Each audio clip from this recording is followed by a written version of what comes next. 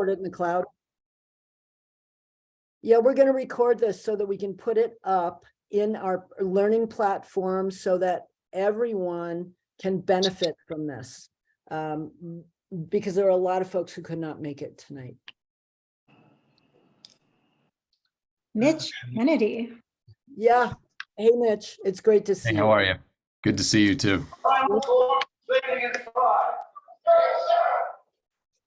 Tiffany, it looks like you may be unmuted. So go ahead and just enter your request to speak into the chat and we can get started. Don't be shy.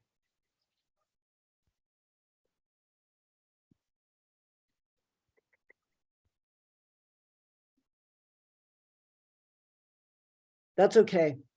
That's all right, Tiffany. No problem. I also saw Dr. Wand.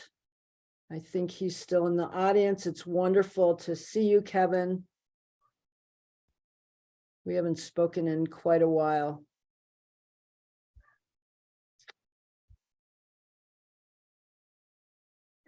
So Mitch, did you have a question?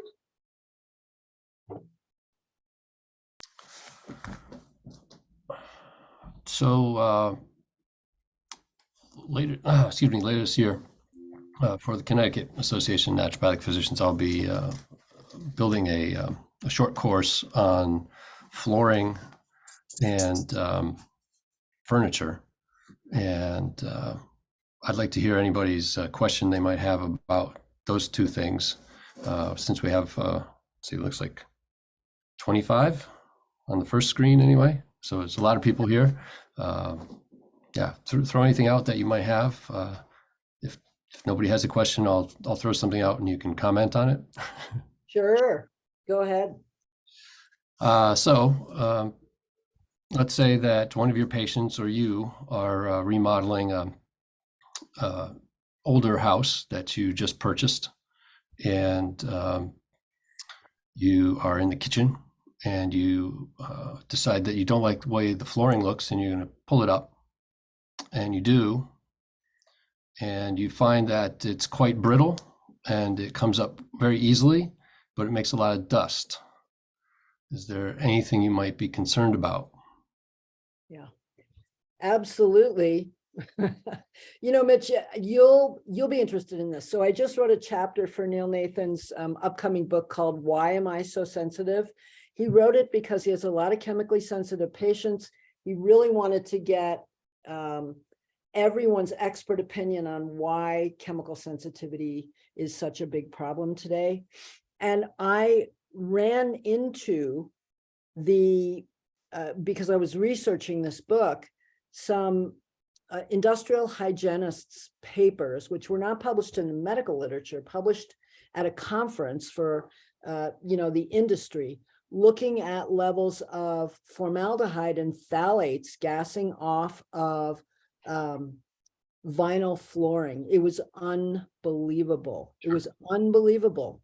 I mean, in the, thousands of, I want to say micrograms. I hope I'm right. I can't remember.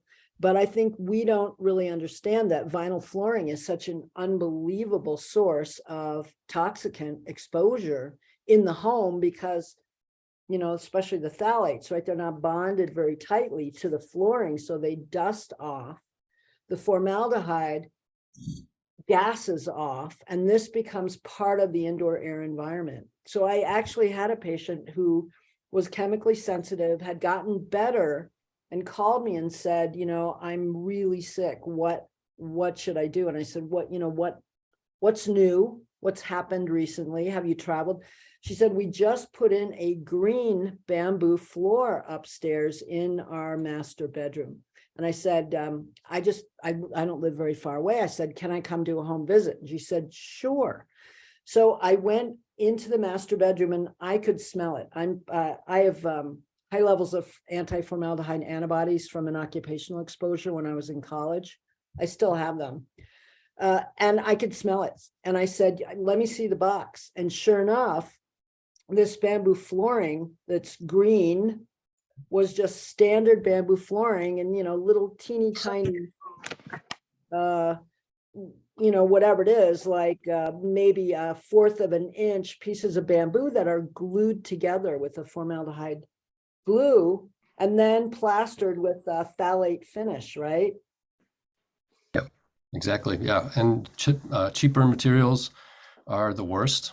They're made to hit a certain price point, and so all of your knockoffs and things that are supposed to look like more expensive type of flooring is really what you need to worry about when you're refinishing a floor and you're going to put something down new, whether it's from a big box store or anywhere. And Lynn brings up an excellent point that these things can off gas, and you can smell them through the whole house. And you may not even after a while you may not smell them, but they're still there. So. Yep. My favorite flooring, just to throw it out there, is flooring called marmoleum. It's made by a European company called Forbo, and it's made with jute backing. So there's no plastic backing there. It's made with cork, linseed oil, and one other tree rosin, pine tree rosin, and they mix all that together. Actually, there's a YouTube channel for Forbo. And you go watch them make the flooring, which is kind of cool from my standpoint, which is from the manufacturing side. But it's very, very, very rugged. The color goes all the way through to the base. So if it gets a scratch or scuff, it's not like you're going to see a white streak. And so some people are very particular about their floor staying the way it always looked. And it doesn't have much of a smell. It smells kind of earthy for a little while, and there's a special finish you can put on it so that it's not offensive if you don't like it. But we had it in our house and lasted for years. Really, really durable and all natural. So Mitch, there's a request for a link to your course on flooring. Do you want to put it in the chat? Boy, I wish I could. So the talk is in April through the Connecticut Naturopathic Physicians Association, part of their conference, and I haven't finished it yet. So I don't have a link, but as we go through the weeks, I'm sure I will, and I can put it in there then. Wonderful. And then you're also, your book, I think, is on the way, correct? Oh my gosh, we're so excited. Yeah. Hi. Good. Hello. Can I get shrimp enchilada plate? Someone's not muted. Somebody, yeah, I think it was Lori May. So Mitch, just so everyone knows who you are, you're a naturopathic physician. You have a whole background in working in industry. Yeah. So I have an engineering degree as a bachelor's from Tufts. And when I got out of Tufts, I worked for Massachusetts, a regulatory authority, going into factories and helping them find safer chemicals for their employees. So we were replacing chlorinated solvents with aqueous solvents to clean parts and machinery.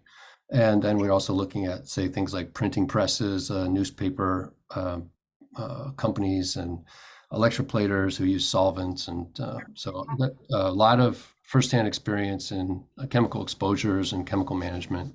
And that's sort of the dual track that I follow as I consult to industries to help them become greener and more sustainable. And then I also have the doctorate from Southwest College, which I've chosen to focus in environmental medicine.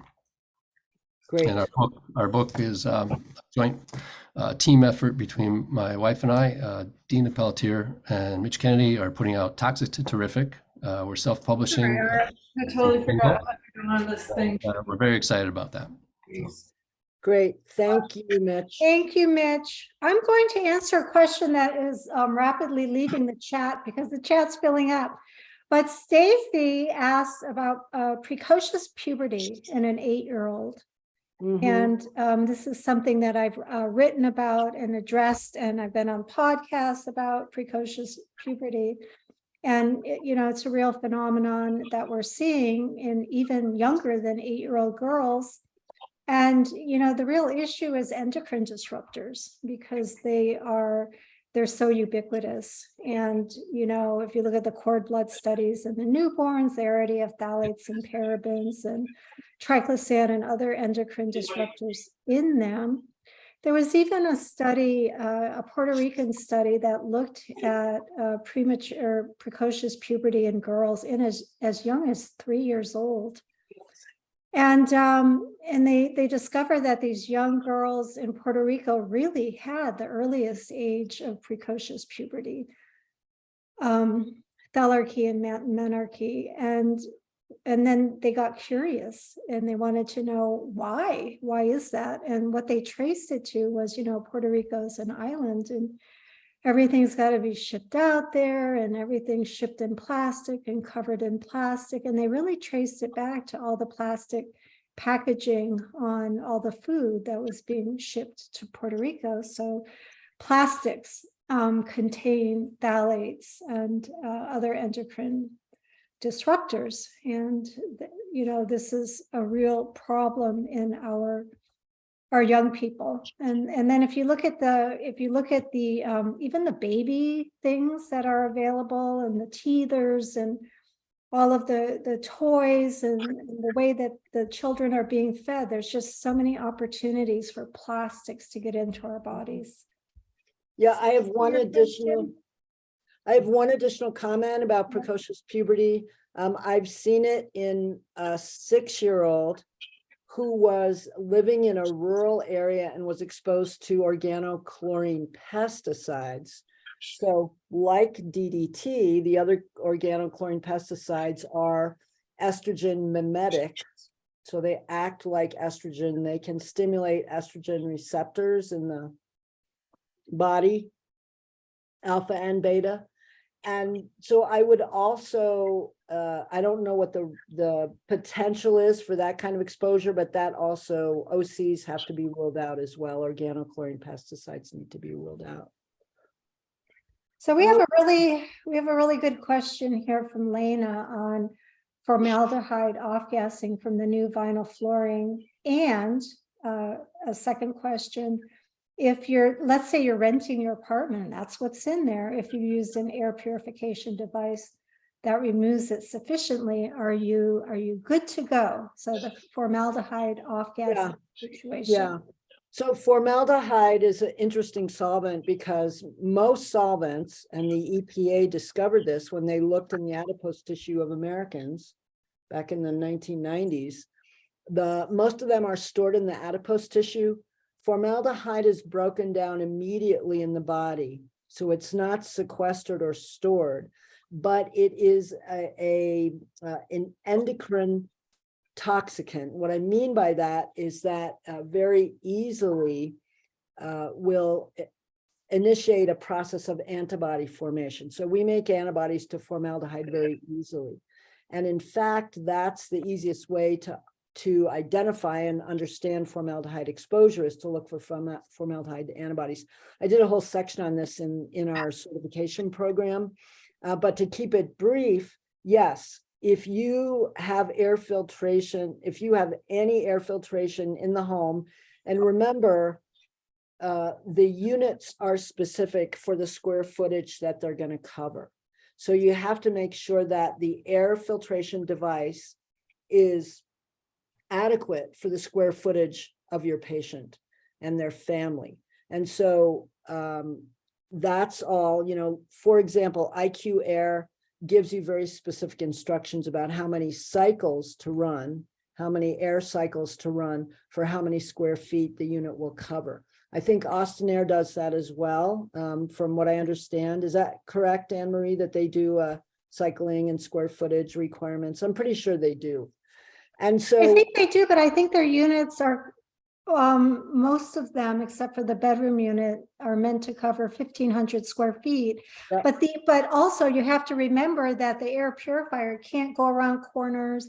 So if you have a 1,500 square foot apartment, but it's consisting of rooms, whatever room it's in is the one it's going to do. It's not going to do the whole room, the whole apartment, even though that particular room is not 1,500 square feet. So that's something to consider as well. yeah, correct. So I hope that answers whoever asked that question. Mitch has a comment, I think. About air filtration. Yes, I think. You're muted. You have to unmute. Okay. So in Europe, it's very common to open up all the doors and windows in the house twice a day, which is a great way to air out the house. So if for some reason, you cannot afford an Austin Air or an IQ Air or any of the really technical air filters, fresh air, just constantly doing air changes of the house, probably during the winter would be difficult, but it would be another way to get rid of some of that formaldehyde and lower the level of concentration anyway. Mm-hmm. Thank you. That's great. Let's go back up to the top. I don't want to miss anybody's questions. Kathy Cohn is asking, is there a self-leveling compound underlay that is not toxic or less toxic? That's a question for you, Mitch. That's a good question. Off the top of my head, I cannot think of a brand name, but I can tell you what to look for. On the side of any compound like that, and now, fortunately, compared to like 10 years ago, there's a lot more of these compounds that are low VOC or no VOC. So you look on the side and where the ingredients are, it'll tell you the amount of VOCs. And so if you're in the hardware store and a big box store, you just look for the one with the least one. And they may have one that has none, but floor leveling compounds by their nature have to be able to spread easily and then gel up. And so there's usually some kind of chemical reaction in there. And that is most commonly handled with some kind of VOC. So you could also look for, there's a bunch of different certifications. And when I get to the flooring training that I'm going to be doing in a couple of weeks, I'll be able to list you all of them. But if you've ever been involved with green building products, you'll know that they're very tightly regulated. And you would want to go ask someone who knows something about that in your local area. So you go to the big box store, probably not. But if you go to a local hardware store, they probably would have some ideas. Mm-hmm. And Mitch, it's my understanding that there's a legal definition of VOC free, which does not mean VOC free. Oh, yes. Yeah. So, please. Well, a lot of the limits are set by permissible exposure limits, PELs. And that has to do with how fast the vapors come off of whatever compound it is, and whether you're someone who's actually working with it 8 hours a day or not. So that's sort of an OSHA, which is the Occupational Safety and Health Federal Agency. They set these for people who are in working situations, but they're useful for regular people too, because you're sleeping usually 8 hours a day also. So if you look at those PELs, which should be either on, now this is going to get just a little bit technical, but every paint, every adhesive, the flooring compound should have what's called a material safety data sheet. And that is a 8.5 by 11, sometimes it's a couple pages, but it lists all the risks, all the exposures, and how much you'd be exposed to at the PEL. And so if you really want to dig into this, that would be one of the things to do, is to get the MSDS sheet, which you can usually find. Well, let's just follow the story through. You go to the hardware store, they give you a floor leveling compound. You bring it home, you open it up, it's got a little smell, you put the lid back on, you go out to the website of the manufacturer and you look for the product name, and then you look for the MSDS, download it, and then you go see the PEL on it. So Great. And then just as an aside, I noticed that Sundari added Paula Baker Laporte's new edition of Healthy House, Prescriptions for a Healthy House. Excellent book. That's written also by a biologist, a building biologist, and herself. And it has case studies of patients. It's really a great book. I highly recommend it. I didn't know there was a new edition, so I'm absolutely going to get that. Lena asked about how long the formaldehyde off gases from new vinyl flooring. It depends on the vinyl flooring. It depends on, how long it's been in the floor. I think that's probably a question for Mitch, but I have patients who have moved into a new home and 6 months later, they're still having problems with off gassing. Do you want to give that one a shot? Just Sure. So at least a year at a minimum. Like I said earlier, if it's a really cheap floor, and I'm not mentioning any big box names, but you go to the big box stores, you're going to find some really bargain basement, cheap flooring, and you pay a price for that in terms of the phthalates that come off, as well as any of the other chemicals that are used to make it. Now, like Lynn and Anne-Marie have said, you can do things to speed that up. We haven't talked about it yet, but you can bake it. The flooring, it's a little hard because you've got only one surface that's going to off gas, and the chemicals go all the way through the whole material. So if it's 1/8 of an inch or 3/8 or whatever, it's going to take a long time. And so you're better off, in my opinion, if you're replacing a floor, just don't even do vinyl. Don't even come near it. It's just not worth it. And do something else. There's other alternatives. So. I would agree. Kevin actually put in there, Dr. Wan put in there a comment about cork flooring. Yep. He's multiply chemically sensitive, and that really worked for him. And there was a supply close to him in his, I guess, green building supply in Iowa. Great place for MCS patients. Yes, I would agree. A quick note about barium and iodine as contrast for CT scans. Basic support for those patients in terms of antioxidants, vitamin C, magnesium, sauna is very effective, but you don't need to chelate for barium and iodine. It's really not necessary. I do have a patient who's barium toxic, but that was an occupational exposure for him and not because of a CT scan. I haven't really seen it for CT scans. Thallium, questions about reducing thallium levels after eliminated or greatly reduced brassica food sources. It's my experience, and any clinician who's on this call who wants to add their clinical experience, I would love to hear it. My experience is that thallium poisoning, I'll call it that because thallium's probably one of the most per nanogram toxic metals on the planet. My experience in terms of exposure comes from greens powders, concentrated spinach, concentrated brassica powders. So you're getting a dehydrated, highly concentrated source of thallium. Thallium, if the patient has high levels and they have the signs and symptoms of thallium toxicity, it's extremely neurotoxic. Prussian blue or radiogardase is the prescription chelating agent that you need to use. And we have a couple of cases in our course. One was a physician who benefited greatly. She had significant neurotoxicity from thallium and benefited greatly from Prussian blue. So that's a situation where you really do need to be very careful about using DMSA and potassium. You have to really know about thallium toxicity and use Prussian blue as prescribed. Jenna has a great case of a bus driver, 58-year-old female. You guys can all read the chat. Looks like Jenna, she is solvent toxic from the diesel exhaust. That's classic. Hi, Jenna. Jenna was my medical assistant in my practice, and she went on to become a doctor. I'm so proud of her.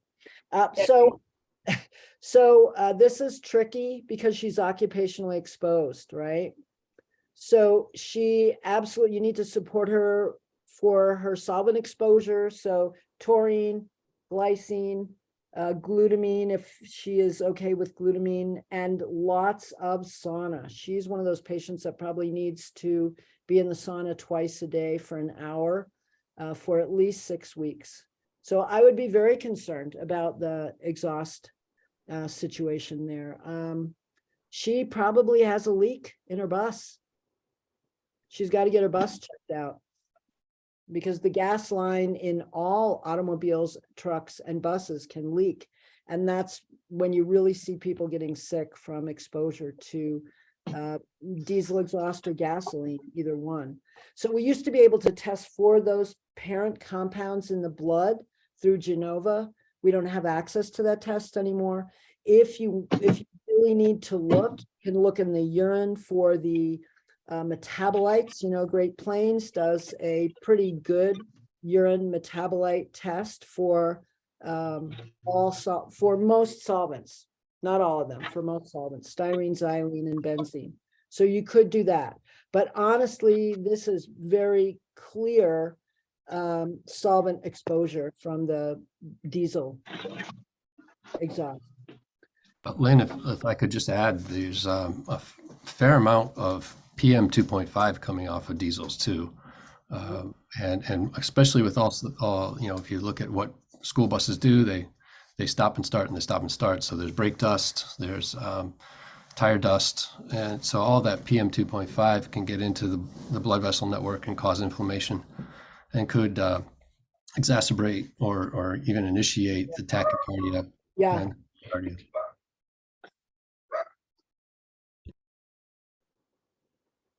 So I agree. And I think if, you know, now that we're living in an era where it's not weird to see people with masks on, if you could fit her for something, at least an N95, it might be helpful.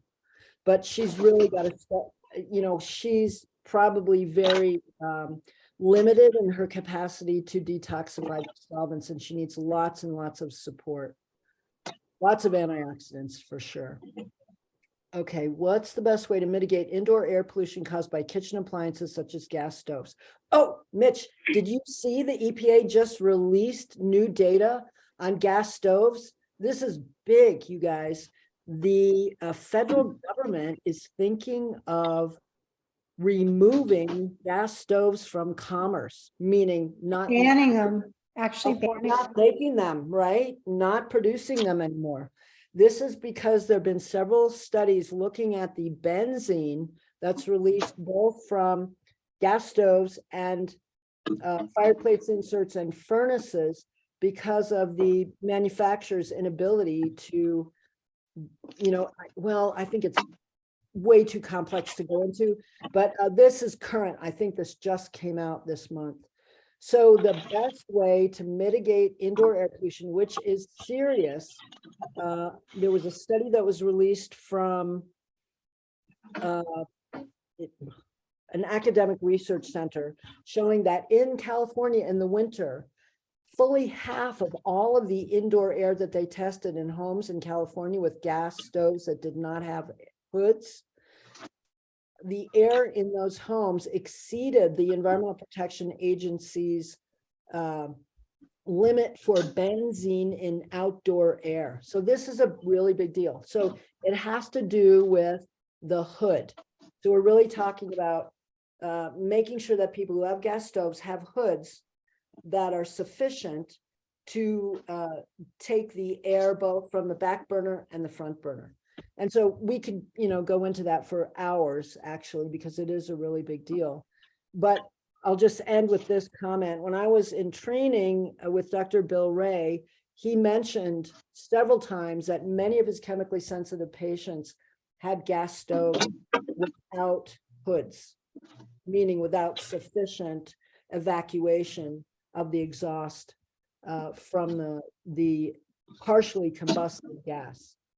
And another point is that these hoods, a significant percentage of the hoods aren't even working properly. So you may have a hood and it may look like it goes over the front and the back of the stove, but it may not be venting properly. I think it was 50% in the study that I looked at. And so you're not even protected if you have a hood. I think this is why the idea of ventilating your house twice a day like they do in Europe is probably not a bad idea, because you've got, it's kind of like your fail safe is to just get some air exchange in there, even though I highly recommend air filters. But I like that idea too. I like the fresh Yeah. air. Yeah, the study where they looked at the indoor air in the winter in California and found that, 50% were above the EPA regulations for benzene. They did do window ventilation in those homes, and it did significantly reduce the benzene levels, significantly. I think also that, like Anne Marie said, you may have a hood, but you may not have a fan. And even if you have a fan, you may not be venting it outside. It might go to the attic. It's Right, you're in a That's- multi-story apartment building, you might not know where it goes. right. Yeah, I did have a patient who had that exact problem. Their gas stove hood vent went into the upstairs of the home, if you can believe that. They were just venting all the exhaust into the upstairs of the home. Okay, Oh, so I saw a question on PFAS. Oh my gosh, we are spending hours on this because of all the recent reports, and it's getting all this attention where it didn't get it before. And so one of the most effective, well, we're finding that Quest Diagnostics in California does have a test for a panel of PFAS, which they just added recently. And so that's an option. Vista Analytical used to do PFAS testing for consumers, but they don't do it anymore. And so it's really good that some of the conventional labs are picking this up. And then as far as detoxifying PFAS, they're called the forever chemicals for a reason. You can't, they're really hard to get out. The studies that I've seen really showed that, bloodletting was a good way to get it out of the body. Phlebotomy, on a regular basis will remove it from the body. But there was really only one study that showed that, I think it was, what was it? CGM helped a little bit, but yeah, it wasn't consistent though. yeah, it And wasn't remember, there are- consistent. I just recently heard a PFAS researcher. Hey, you guys, could you mute, Stephen, could you mute yourself, please? There's some sound coming through. I'm not doing it on purpose, but yeah, it's coming through. So a recent PFAS presentation that I saw, one of the PFAS researchers said, honestly, there are 20,000 different chemicals that qualify as perfluorinates. So we're only looking at we're looking at kind of the, I'm going to say maybe the base of the iceberg, not the tip of the iceberg. We're looking at the legacy PFAS, PFOA and PFOS, and the new Gen X PFAS, but not all of them. And so what Stephen Genuis, the physician that actually published this in the medical literature, found that cholestyramine was effective for some of the perfluorinates, but not all of the perfluorinates. Right. And that's the problem. And I think we have to talk a bit about avoidance, especially with PFAS and some of the, the persistent organic pollutants, and even BPA, because there's so much greenwashing and green marketing that makes you feel better about products. And maybe you're aware of this, but there was study a year or two ago in period panties that found PFAS in even the organic period panties. And so you're putting these things next to the skin in a particularly sensitive area. And I follow this really closely. There's a professor at Notre Dame that was doing the testing for this. And believe it or not, the textile company got involved and said, we did so test these for PFAS.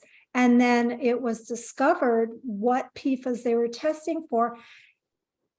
People are not educated on PFAS. They were testing for some of the older legacy PFAS, PFOS, PFOA, when really what was found was the shorter chain PFAS.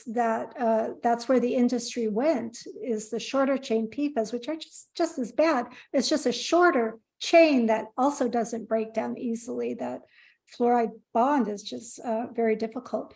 So what they found was that the company who was making these things and calling it, organic, they thought they were doing a good thing. They thought they were testing. They were marketing what they believed to be true, but in fact wasn't true. And so we really have to watch out for that. And when I said previously, Quest Diagnostic is now testing for PFAS, yeah, they've got a panel of, I think it's seven PFAS out of thousands, and so we have to bear that in mind as well.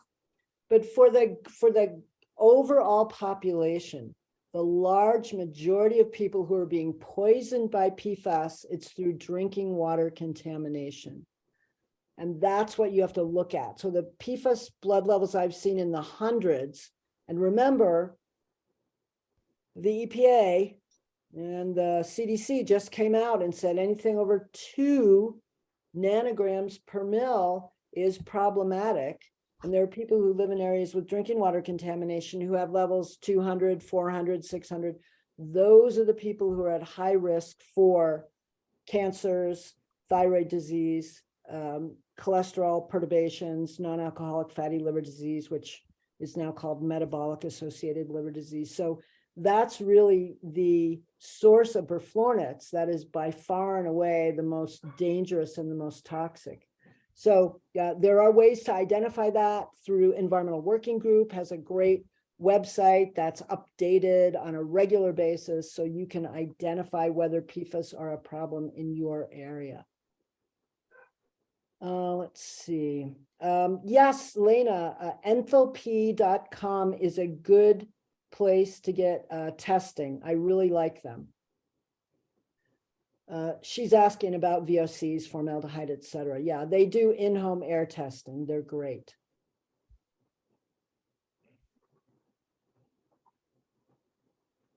Heating their home. I think, Shar, that gas furnaces are okay as long as they're vented. You have to make sure that they're vented. That's the problem. Kathy, how to test benzene levels in air? You need to get a building biologist to come into your home to do that. If that's not affordable, your patient doesn't have the ability to do that, we know that hippuric acid in the urine is a good surrogate for benzene in the blood. So benzene is metabolized into hippuric acid. Great Plains Lab tests for hippuric acid in the urine, and it's been documented. It's well published in the medical literature. That's a pretty good surrogate. It is evidence of benzene exposure. Lori May, the only way to assess whether the hood is working appropriately is to measure the air levels. I did post in our class, we have posted a bunch of articles that are published in the medical literature where they actually looked at specific hoods, whether they were good or bad. And think about it this way, the hood has got to cover the entire stove. If it only comes out halfway and gets the back burners, that's not going to work. And it has to be a loud fan. What the researchers said is the hoods that worked, the fans were so loud that they interrupted conversation. Like you couldn't have a conversation when you were standing next to the hood. So I know that's not scientific, but that was actually what was published in the article. The other thing you can do is, and you may or may not want to do this, but you can take a stick of incense and you can light the incense near the hood, turn the hood on, and you should feel the draft, but you should also see the incense smoke go up the hood. If it doesn't go up the hood, then you you don't have a hood. Right. You don't have a hood that does anything. It's a crappy fan, basically, right, Mitch?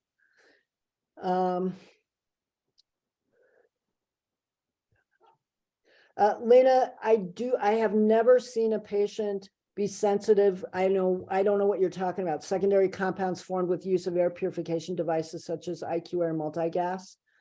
My guess is that sweet smell is the plastic in the actual IQ Air housing that probably is off-gassing to some degree.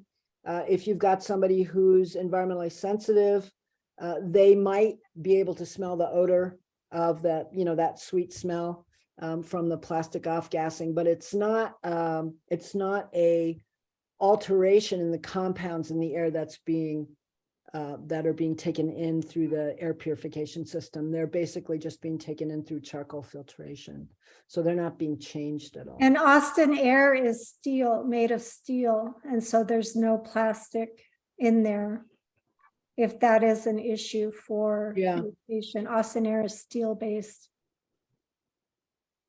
Oh, Jenna, we had an amazing speaker at our conference in April on silicone breast implant syndrome. It was an hour and a half, I think, just on silicone implant syndrome. So if you go to EHS, Environmental Health Symposium, I don't think that you're able to just buy that particular lecture. I'm sorry, but for some reason we couldn't do it that way. But she was amazing. I mean, that's literally most of her practice is dealing with breast implant syndrome. So I was going to say there's a problem with saline implants, but because there's some metals and some things in the capsule of the saline implants that can be problematic. But I'm not an expert in that area. She's absolutely an expert. So I would refer you to her lecture because it was pretty extensive. And she talked about workups, et cetera. And her name will hopefully come back to me. If I have a chance to look in the EHS site, I'll see it. Bleached paper towels, toilet paper, and facial tissue, a considerable source of dioxin. There are dioxins in those papers, but you would have to eat them. And I'm not trying to be funny, but you'd have to eat them to get the dioxin exposure. You're not going to get the dioxin exposure just by using them, as we use toilet paper or facial tissue. Let's see.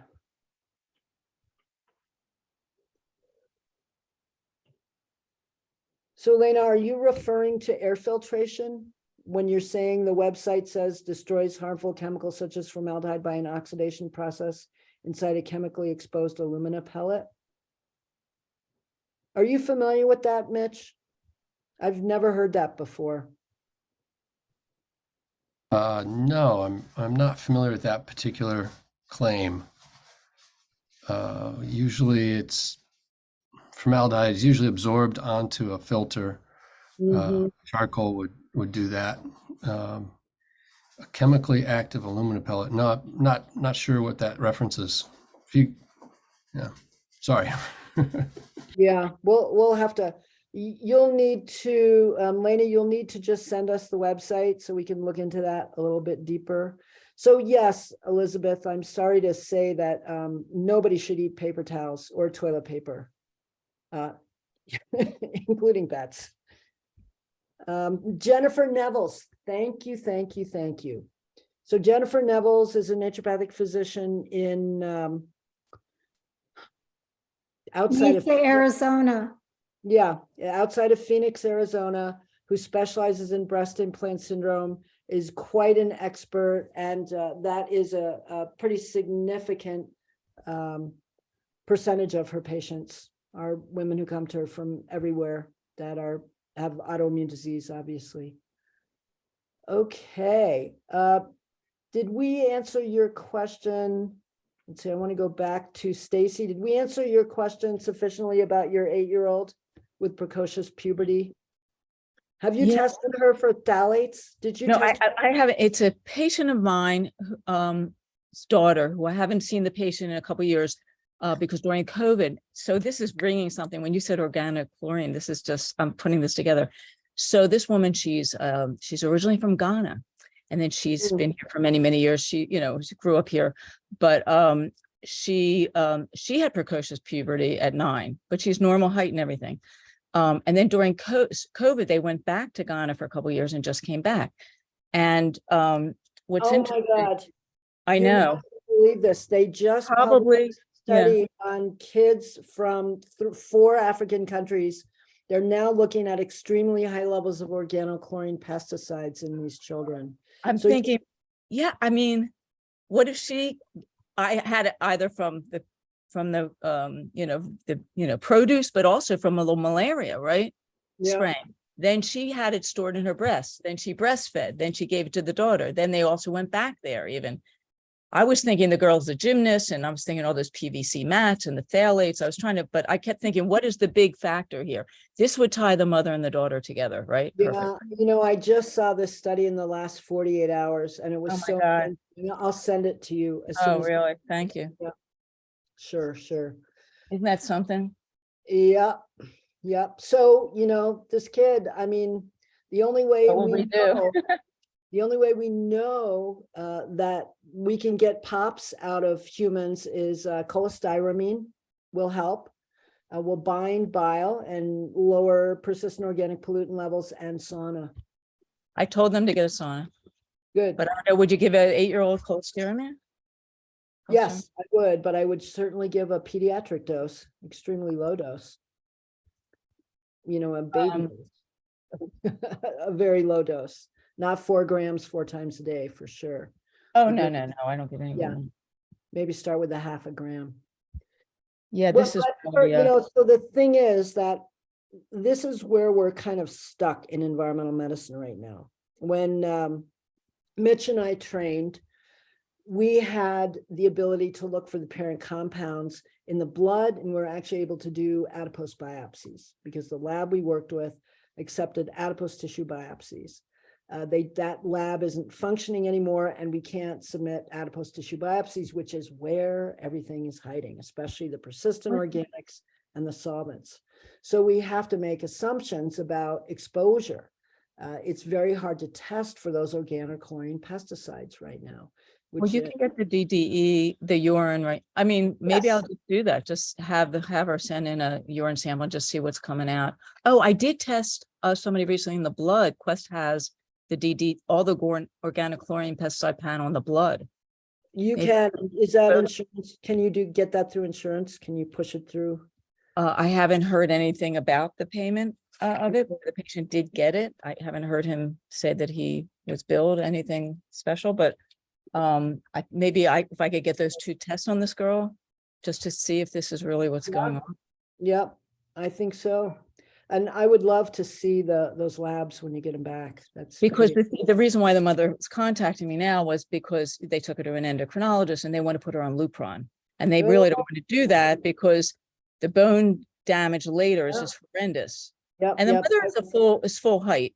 So we said, no, that's just not necessary. But if we could slow down the estrogen a little bit, Mhm. and delay it, because it's also very traumatic psychologically to go No and kidding. put it 8 You years. could also test for phthalates and parabens. And Yeah, in the what's urine. going on. That's easy to test for, and it's urine. Yeah, it's all on that same test. I can Yeah. do. Yeah. Okay, Okay, let's yeah. see, Tritan plastic. So Tritan is a polyethylene. This is a question from Cal about Tritan plastic. So Tritan is what Vitamix blenders are made out of.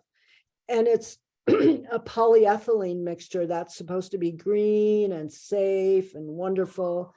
But there's been, I don't remember if we discussed this in our class, Anne-Marie, but polyethylene is an endocrine disruptor, right? I did a whole podcast on this, and I think I talked about it in grand rounds as well. But I found this really interesting study that looked at when we say plastic, what does it really mean? Are we just talking about the monomers and the polymers, or what else is in there? And there's solvents and dyes and antimicrobials, and there's oh my gosh, there's hundreds of different chemicals that make up plastics.